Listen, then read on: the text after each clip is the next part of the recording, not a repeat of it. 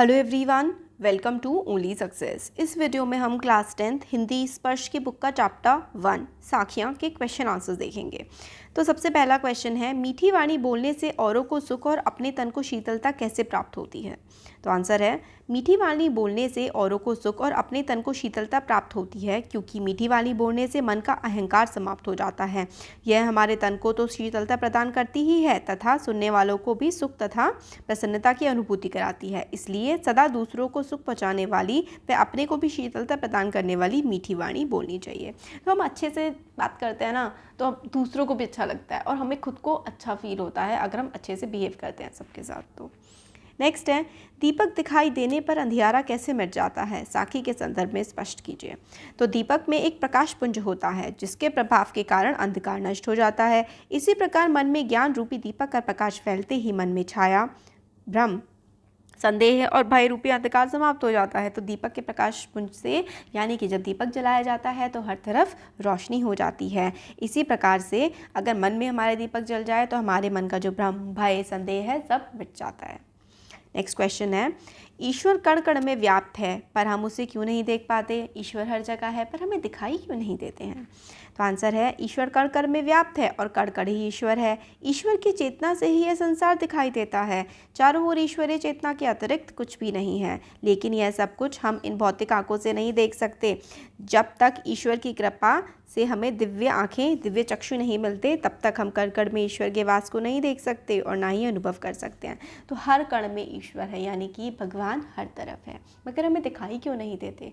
क्योंकि हमने वो तपस्या नहीं करी है, हमारा मन शायद इतना शुद्ध नहीं है, वो दिव्य चक्षु, दिव्य आँखें हमारे पास नहीं है ताकि हम ईश्वर को हर जगह देख सकें। नेक्स्ट क्वेश्चन है, संसार में सुखी व्यक्ति कौन है और दुखी कौन। यह सोना और जागना किसके प्रतीक हैं? इसका प्रयोग यहाँ क्यों किया गया है, स्पष्ट कीजिए। तो क्या है ये सब? संसार में वह व्यक्ति सुखी है जो प्रभु प्राप्ति के लिए प्रयास से दूर रहकर सांसारिक विषयों में डूबकर आनंदपूर्वक सोता है।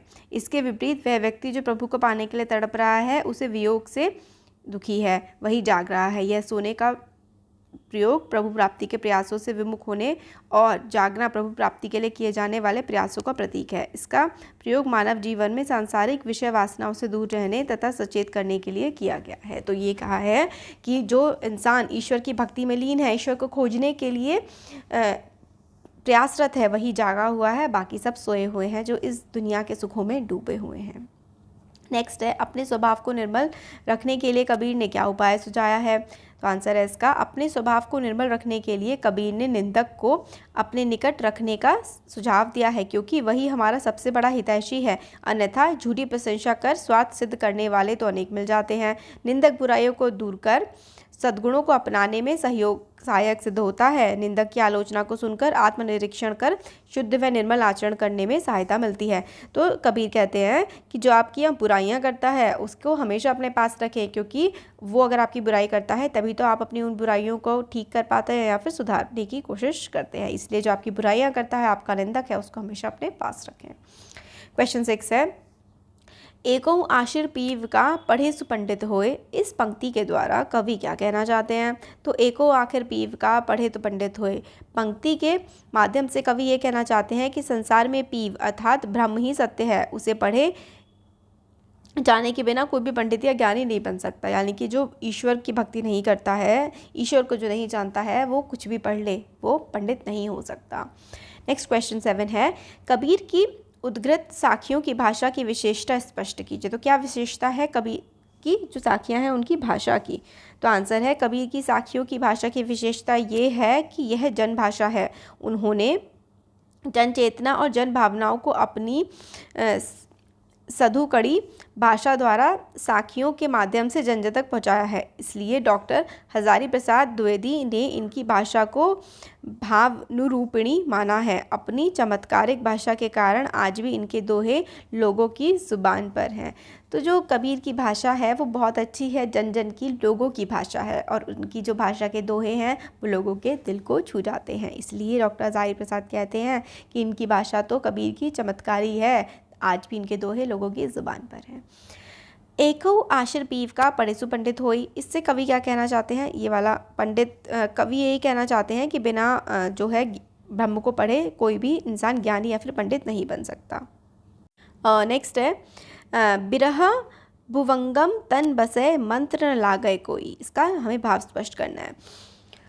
इस पंक्ति का भाव है कि विरह, विरह का मतलब होता है अलगाव या फिर दूरी, एक सर्प के समान है जो शरीर में बसता है और शरीर का क्षय करता है। मतलब ऐसा सर्प है, ऐसा सांप है, मतलब दूरी ईश्वर से कि शरीर में रह करके हमारे शरीर को वो क्षय करती जा रही है, ईश्वर से दूरी हमारे शरीर को खराब करती जा रही है।